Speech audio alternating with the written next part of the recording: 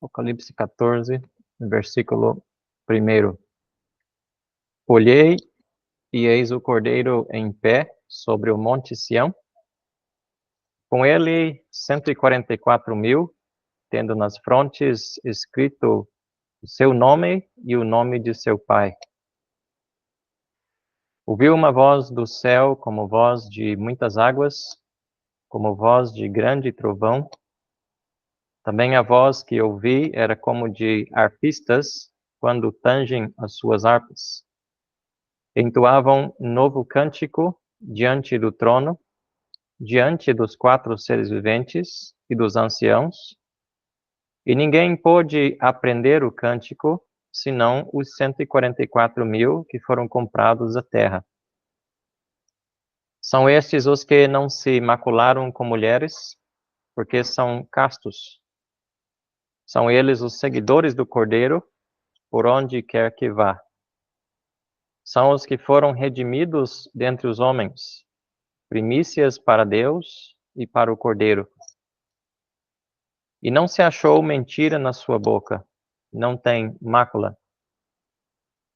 Vi outro anjo voando pelo meio do céu, tendo um evangelho eterno para pregar aos que se assentam sobre a terra, e a cada nação e tribo, e língua e povo, dizendo em grande voz: Temei a Deus e dai-lhe glória, pois é chegada a hora do seu juízo. E adorai aquele que fez o céu e a terra e o mar e as fontes das águas. Seguiu-se outro anjo, o segundo, dizendo: Caiu, caiu a grande Babilônia, que tem dado a beber a todas as nações do vinho da fúria da sua prostituição. Verso 9. Seguiu-se a estes outro anjo, o terceiro, dizendo, em grande voz: Se alguém adora a besta e a sua imagem, e recebe a sua marca na fronte ou sobre a mão, também esse beberá do vinho da cólera de Deus, preparado sem mistura, do cálice da sua ira, e será atormentado com fogo e enxofre diante dos santos anjos e na presença do Cordeiro.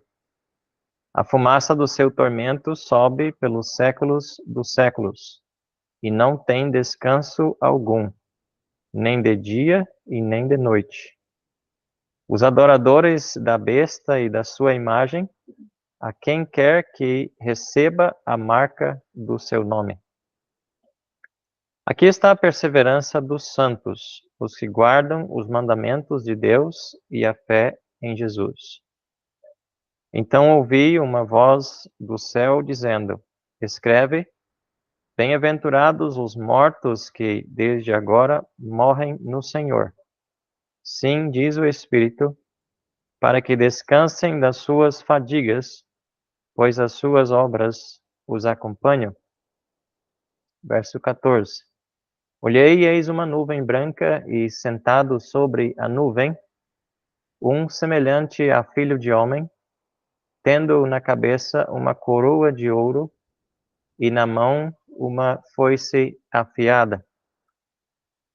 Outro anjo saiu do santuário, gritando em grande voz para aquele que se achava sentado sobre a nuvem: Toma tua foice e ceifa, pois chegou a hora de ceifar, visto que a seara da terra já secou. E aquele que estava sentado sobre a nuvem passou a sua foice sobre a terra, e a terra foi ceifada. Então saiu do santuário que se encontra no céu outro anjo, tendo ele mesmo também uma foice afiada. Saiu ainda do altar outro anjo, aquele que tem autoridade sobre o fogo, e falou em grande voz ao que tem a foice afiada, dizendo: Toma a tua foice afiada e ajunta os cachos da videira da terra, porquanto as suas uvas estão amadurecidas. Então o anjo passou a sua foice na terra e vindimou a videira da terra, e lançou-a no lagar da cólera de Deus, o grande lagar da cólera de Deus. E o lagar foi pisado fora da cidade, e correu o sangue do lagar até os freios dos cavalos, numa extensão de 1.600 estádios.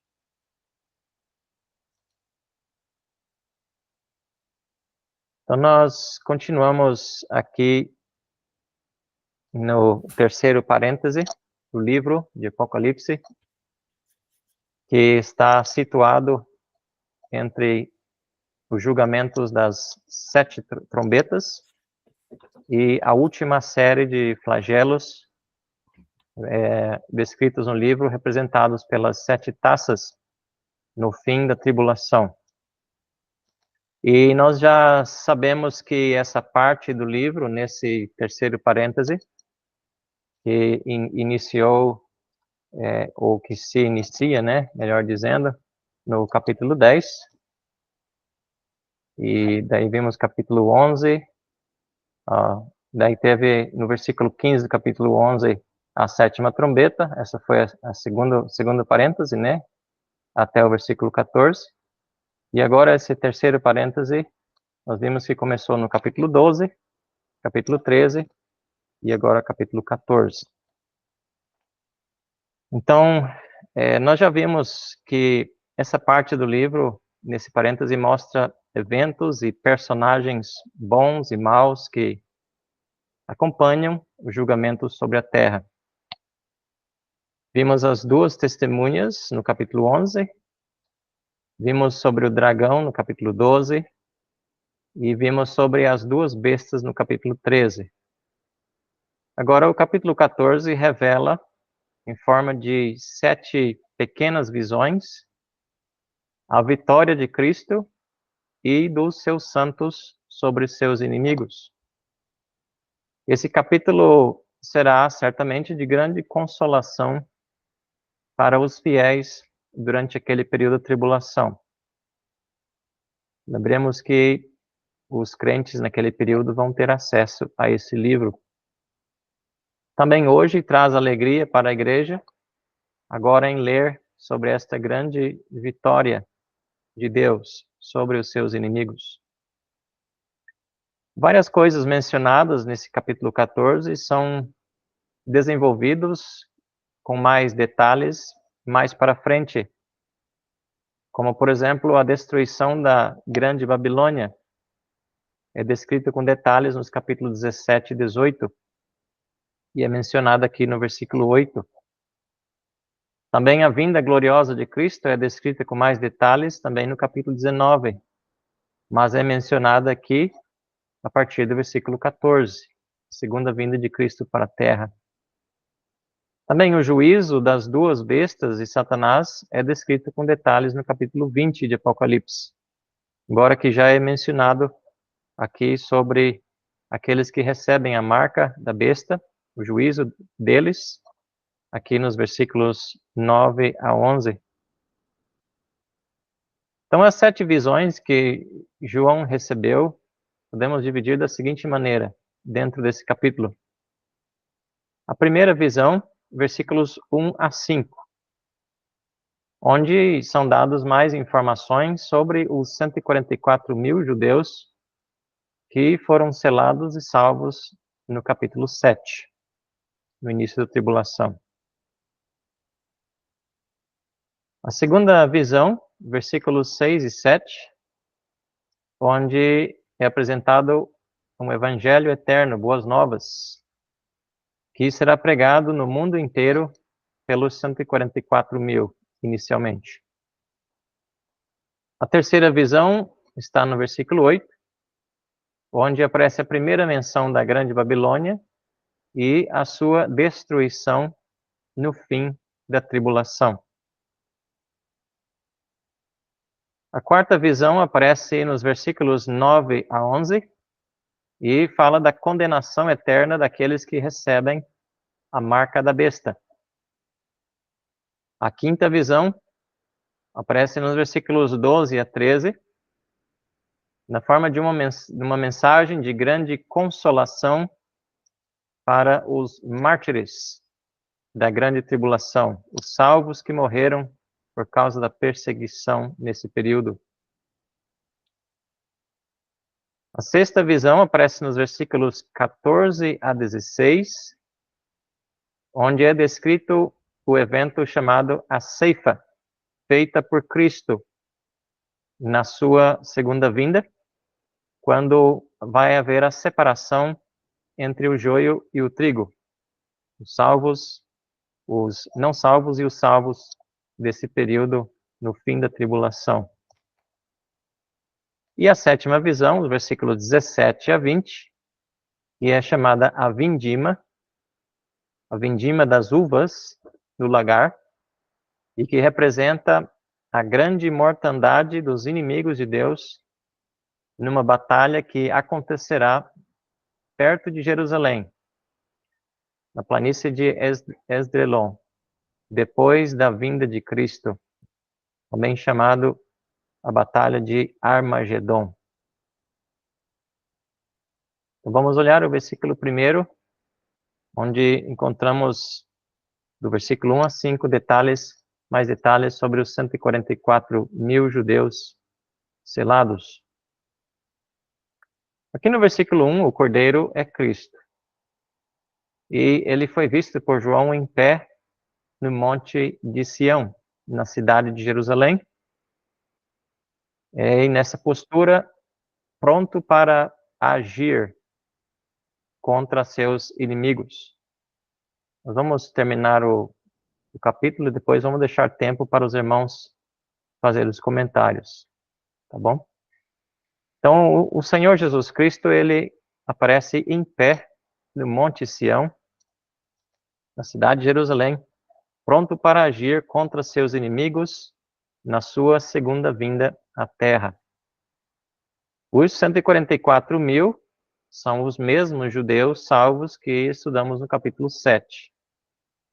Agora, no fim da grande tribulação, eles estão todos vivos, protegidos por Deus, e eles estão junto com Cristo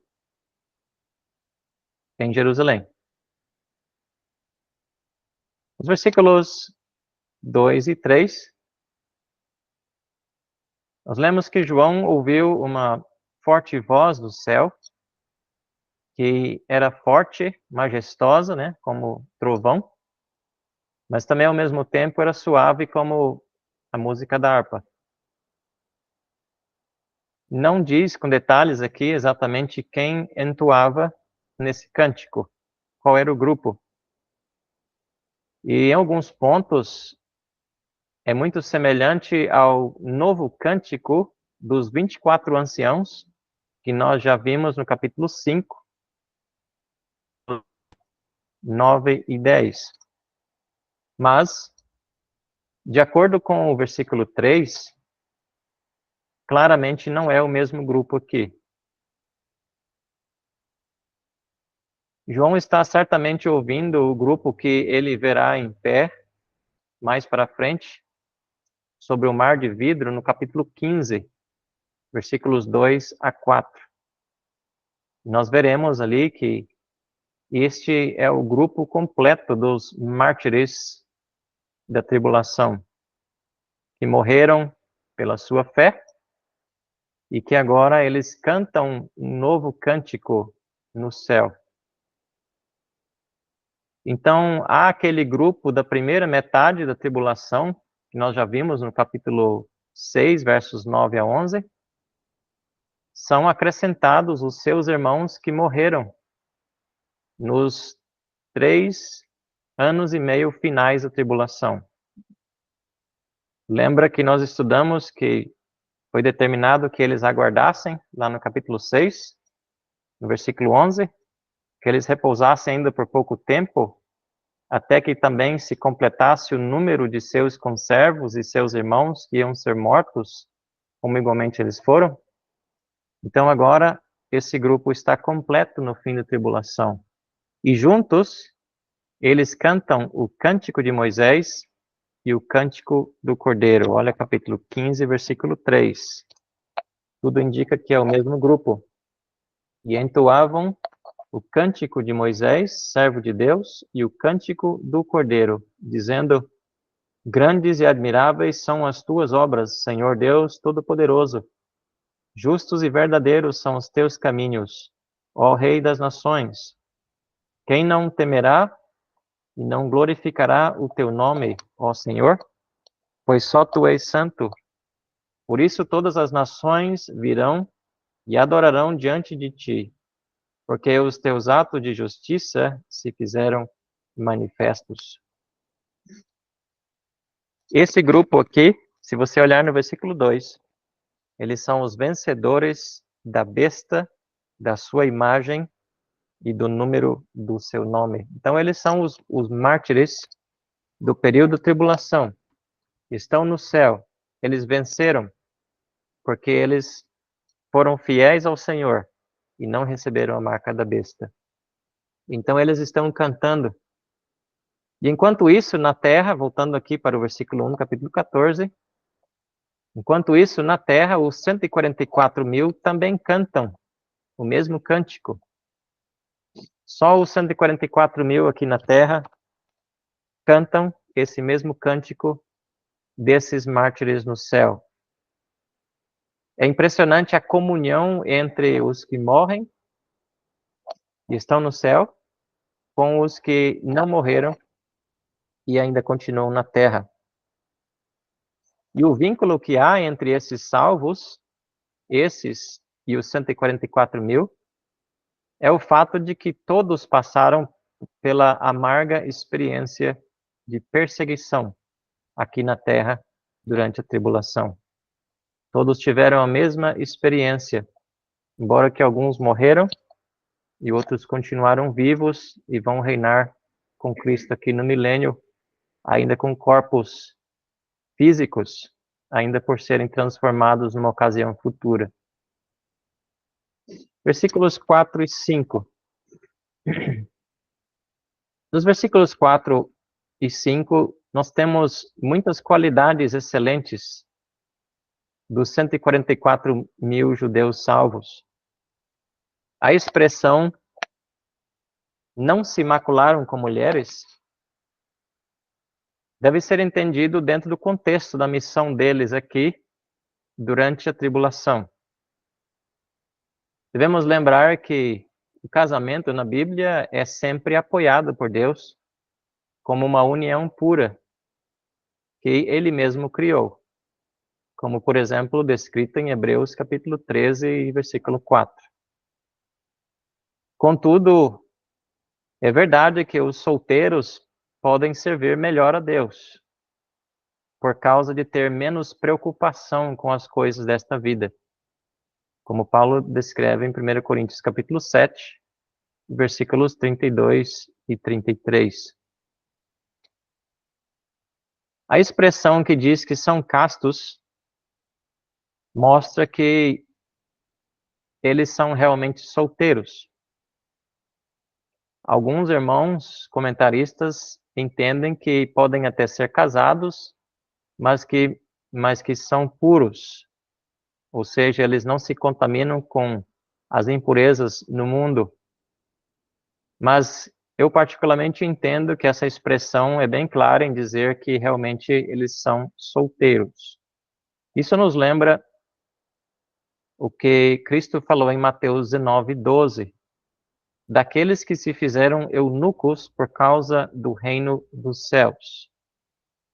Então, hoje existem pessoas assim no mundo que não casam, tanto homens como mulheres, para servir melhor ao Senhor, como o apóstolo Paulo, né? Porque sem família é mais fácil servir ao Senhor e enfrentar as dificuldades no serviço do Senhor. E esses homens, eles terão grandes responsabilidades de levar o evangelho pelo mundo. Então, eles serão bastante itinerantes, viajantes, como o próprio apóstolo Paulo. Então, eles não poderiam ter aquela carga de uma família para cuidar. E provavelmente esse é o motivo porque eles são todos solteiros. Notamos que tem a expressão aqui que eles foram comprados por Cristo. seguidores do Cordeiro por onde quer que vá. São os que foram redimidos ou comprados dentre os homens, primícias para Deus e para o Cordeiro.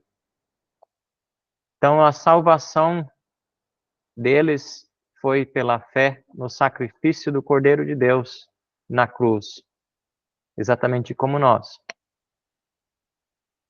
E eles são descritos como primícias, porque eles serão os primeiros salvos na tribulação. E serão os instrumentos da salvação de muitos judeus e gentios do mundo inteiro naquela época. A expressão que é dita a respeito deles, de que não se achou mentira na sua boca, não tem mácula, mostra a pureza e a santidade desse servo de Deus durante o seu testemunho aqui. Eles anunciam o evangelho da verdade. Versículos 6 e 7 agora, entrando para outra visão que João viu. Nós temos aqui descrito um anjo voando pelo meio do céu, tendo um evangelho eterno para pregar. Um evangelho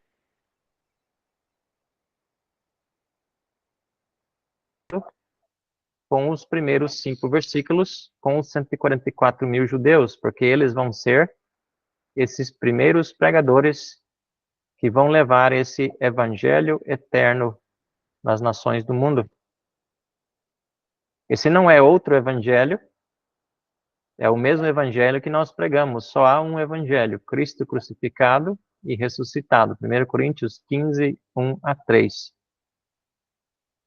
Contudo, essas advertências que aparecem descritas aqui no versículo 7, acompanham a mensagem que eles pregam e mostram como que os que creem em Cristo devem agir em recusar a besta e confiar no Deus que criou o mundo, pois é chegada a hora do seu juízo. Temei a Deus e dai-lhe glória, pois é chegada a hora do seu juízo, e adorai aquele que fez o céu e a terra e o mar e as fontes das águas.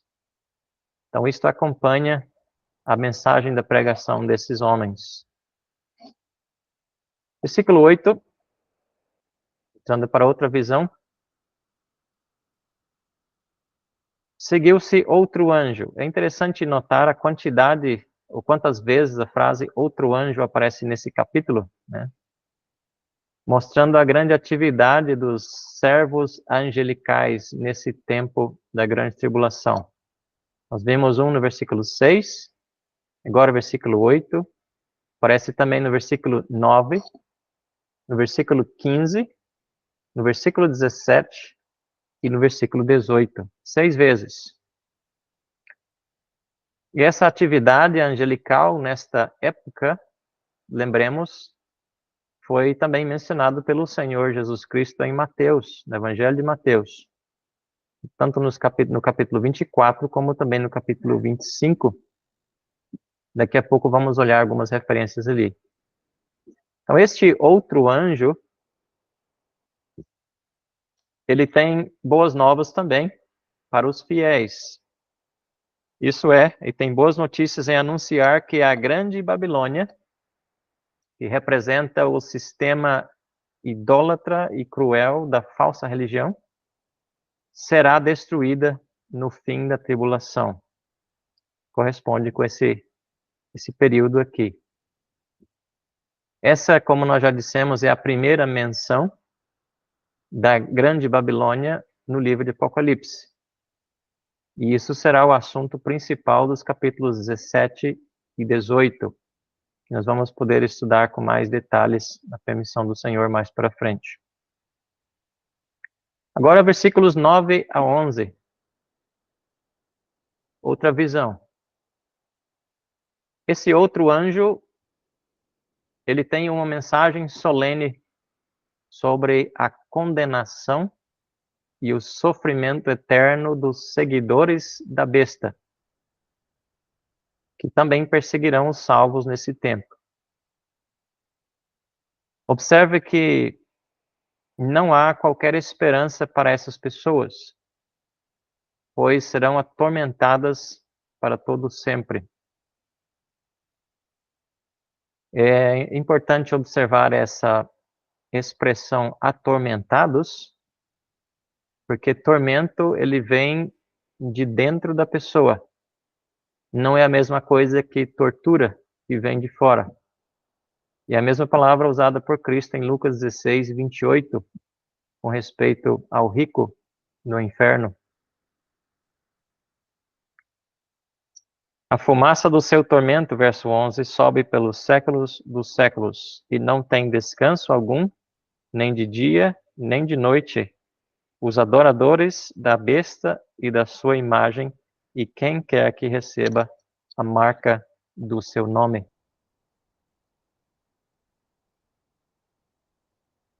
Tem a marca, eles selam o seu destino para sempre, não tem volta. Eles estão selados para a condenação por esta escolha. Nos versículos 12 e 13, noutra visão, há também uma mensagem de grande consolação e boas novas para os perseguidos e mártires, que mesmo sendo mortos receberão descanso e recompensa depois. Bem-aventurados os mortos que desde agora morrem no Senhor. Sim, diz o Espírito, para que descansem das suas fadigas, pois as suas obras os acompanham. Nos versículos 14 e 16, que corresponde ao evento da segunda vinda do Senhor Jesus Cristo. Nessa descrição aqui, eis uma nuvem branca e sentado sobre a nuvem um semelhante a filho de homem, tendo na cabeça uma coroa de ouro e na mão uma foice afiada. Esta frase é uma descrição do Senhor Jesus Cristo vindo nas nuvens com poder e glória, como está também descrito no começo do livro, no capítulo 1. Vou ler esse versículo. Apocalipse capítulo 1 e versículo 7. Eis que vem com as nuvens, e todo olho o verá, até quantos o traspassaram. E todas as tribos da terra se lamentarão sobre ele, certamente. Amém. Então, a partir do versículo 14 aqui até o fim, assim como também o versículo 1, o cordeiro em pé em Sião, em Jerusalém, todas essas descrições aqui correspondem ao tempo quando o Senhor volta para a terra. Então, a descrição aqui dos versículos 14 a 16 é sobre a ceifa, a grande ceifa. Aqui ilustra a separação que Cristo mesmo fará entre os salvos e não salvos na sua vinda. E nós devemos comparar essa ceifa descrita aqui com a parábola que o Senhor mesmo falou em Mateus capítulo 13. Vamos olhar rapidamente Mateus 13, 36 a 43, na explicação da parábola do joio e do trigo. Mateus 13 e versículo 36.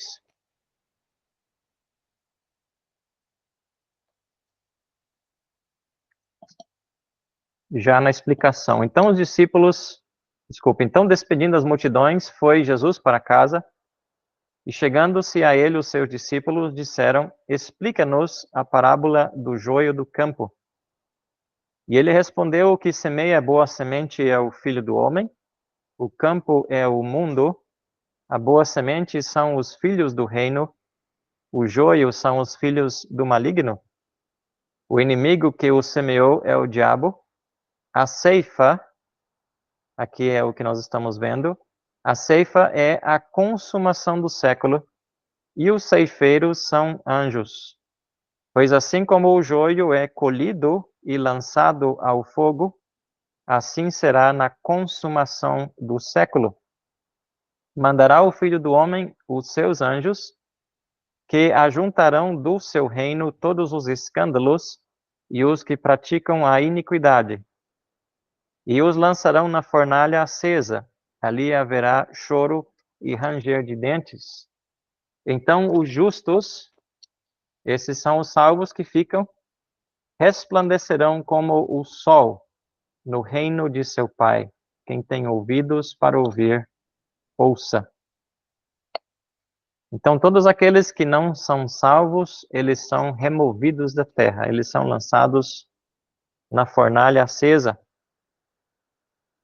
E os salvos, então, eles permanecem vivos aqui na terra para continuar no mundo e reinar com Cristo no milênio. Também podemos olhar o capítulo 24, versículo 29 de Mateus. Mateus 24 e 29. Se refere ao mesmo evento. Mateus 24, 29. Logo em seguida a tribulação daqueles dias, o sol escurecerá, a lua não dará sua claridade, as estrelas cairão do firmamento e os poderes do céu serão abalados. Então aparecerá no céu o sinal do Filho do Homem. Todos os povos da terra se lamentarão e verão o Filho do Homem vindo sobre as nuvens do céu, com poder e muita glória. E ele enviará os seus anjos com grande clangor de trombeta, os quais reunirão os seus escolhidos dos quatro ventos, de uma a outra extremidade dos céus. Verso 40 e 41. Então 2 estarão no campo, um será tomado, deixado outro.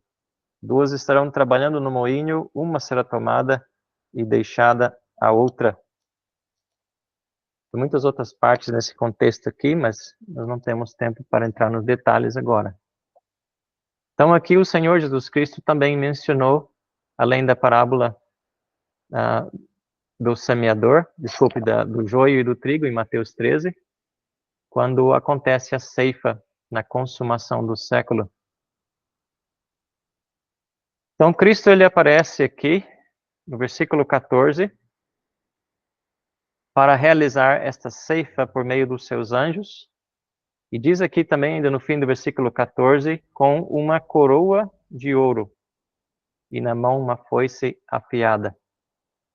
Aqui está descrito que ele vem com uma coroa de ouro, porque mostra que ele virá para reinar no mundo. E a sua foice afiada indica que ele virá como juiz também. E finalmente a última visão, versículos 17 a 20, descreve a vindima. É interessante que na prática a ceifa e a vindima acontecem em épocas diferentes. A ceifa dos grãos, a vindima é das uvas. Então, era o tempo depois da colheita das uvas, de as espremer no lagar para fazer o vinho. Essa é chamada a vindima. E essa figura é usada várias vezes pelos profetas do Velho Testamento para descrever o julgamento severo de Deus nesta época final. A grande batalha que vai acontecer aqui em Israel, na terra de Israel, aqui no mundo. Vamos olhar algumas dessas profecias, por causa do tempo. Vamos olhar Isaías 63 e 2. Isaías 63 e 2.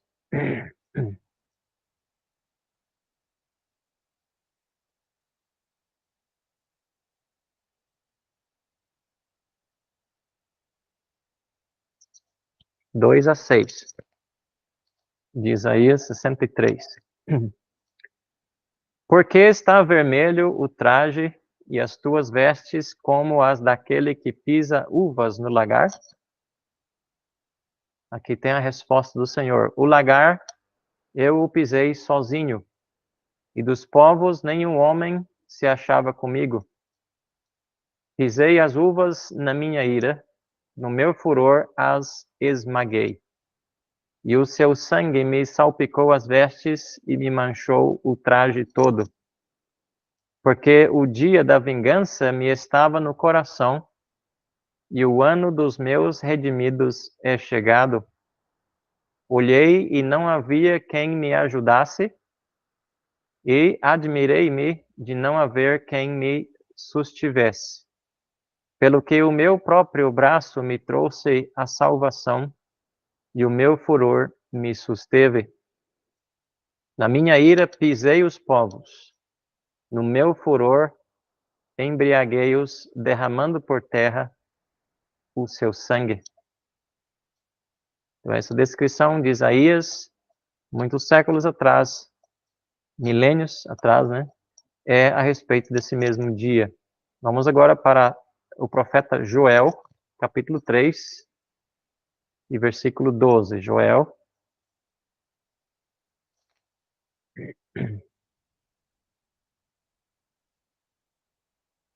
capítulo 3,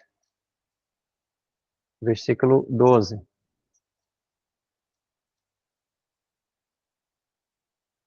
Vamos olhar o 11 também. Apressai-vos e vinde todos os povos em redor, e congregai-vos para ali, ó Senhor, faze descer os teus valentes. Levantem-se as nações e sigam para o vale de Josafá, porque ali me assentarei para julgar todas as nações em redor. Lançai a foice, porque está madura a seara. Observa aqui que aqui é a ceifa, primeiro, versículo 13. Lançai a foice, porque está madura a seara. Isso corresponde aos versículos 14 e 15. Lançai a foice, porque está madura a seara. Vinde, pisai, porque o lagar está cheio. O lagar está cheio.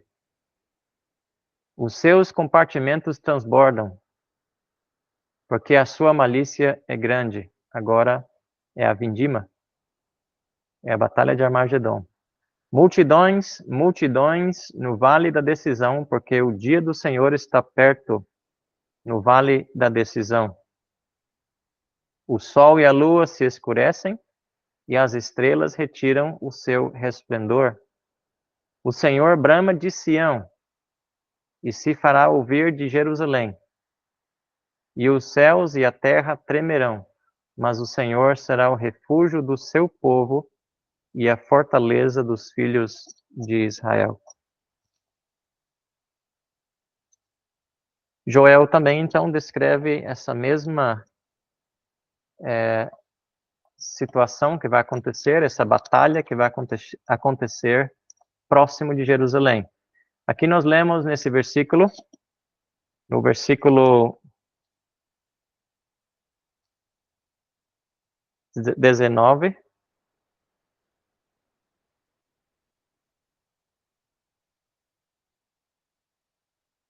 então o anjo passou a sua foice na terra e vindimou a videira da terra e lançou-a no grande lagar da cólera de Deus. E o lagar foi pisado fora da cidade. Veja que não é dentro de Jerusalém, mas numa planície fora. E correu o sangue do lagar até os freios dos cavalos, numa extensão de 1.600 estádios.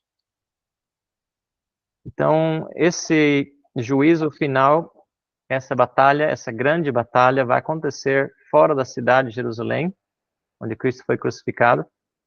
E esse juízo será no tempo de uma grande guerra preparada contra Israel e liderada pelo anticristo, pouco tempo antes da vinda de Cristo. Quando o anticristo com seus exércitos e nações aliadas a ele estarão acampados contra Israel, nesse exato momento o Senhor aparece, vindo em glória, com todos esses eventos que nós estamos vendo e estudando, e mais ainda que vamos estudar no capítulo 19. E então ele livra a nação de Israel dos seus inimigos, ele mata os seus inimigos, a besta, as duas bestas, né, o falso profeta e a besta, e todos os que estão acampados sitiando Israel. Então, essa grande batalha que vai acontecer aqui, que é chamado o lagar da cólera de Deus, e que é também chamado em Joel 3 o Vale de Josafá, também é chamado a Batalha de Armagedon, que significa, do grego, a cidade ou monte de Megido, e fica numa região, numa planície, a planície que se chama planície de Esdrelon. Esdrelon. Fica um pouco ao norte, em direção norte da cidade de Jerusalém.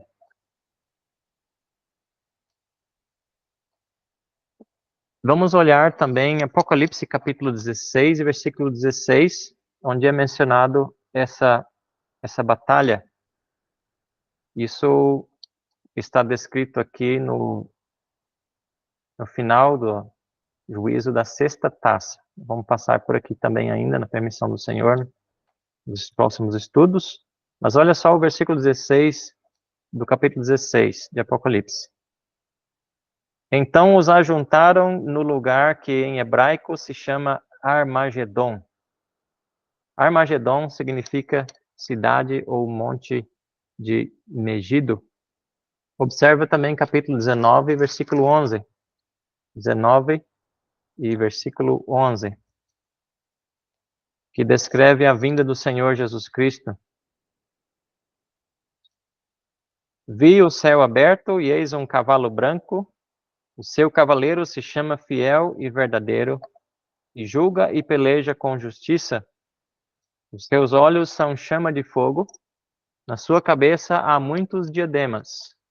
Tem um nome escrito que ninguém conhece senão ele mesmo.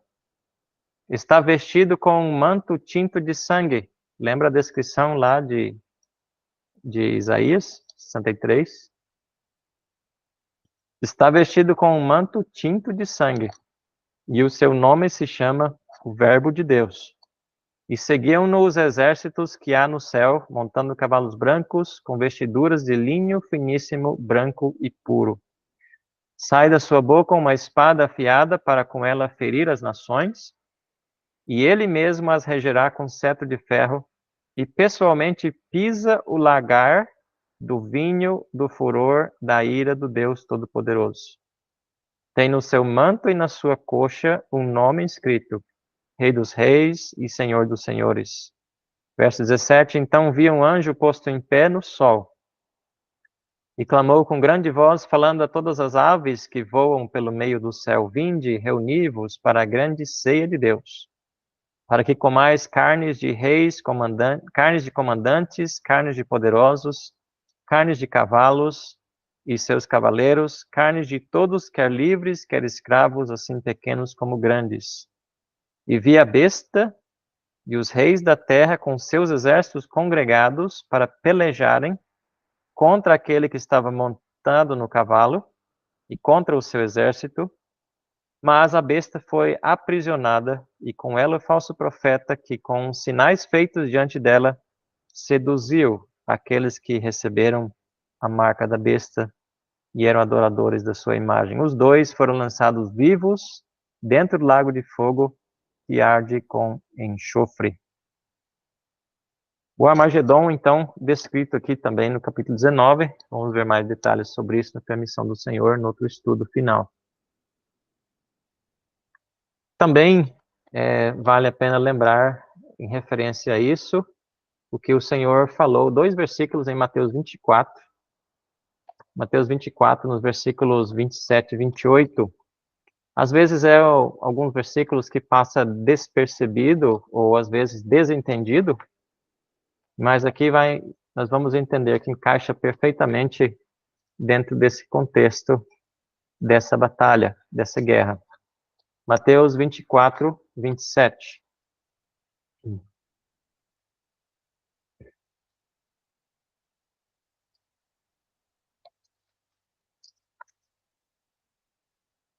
Porque assim como o relâmpago sai do Oriente e se mostra até no Ocidente, assim há de ser a vinda do Filho do Homem. Agora essa frase aqui, 28. Onde estiver o cadáver, aí se ajuntarão os abutres. Uma frase só, que descreve o que nós estamos pensando aqui sobre a batalha de Armagedon. Quando as aves do céu, como nós lemos em Apocalipse 19, vão se ajuntar para comer as carnes dos reis, dos comandantes, dos poderosos e dos cavalos e seus cavaleiros. Então vemos que todas as partes das profecias se encaixam perfeitamente, exatamente também como está descrito aqui no livro de Apocalipse. Vemos aqui que haverá muito sangue derramado nesse último versículo, versículo 20, muito sangue derramado, numa área de aproximadamente 300 quilômetros. Essa medida aqui. E isso equivale a praticamente 3/4 do território inteiro de Israel. Hoje Israel tem 470 quilômetros de extensão de norte a sul.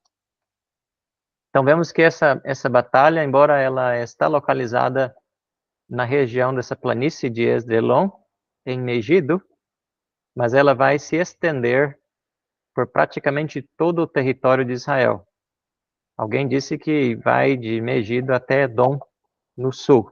Pode ser uma medida que equivale a esses quase 300 quilômetros.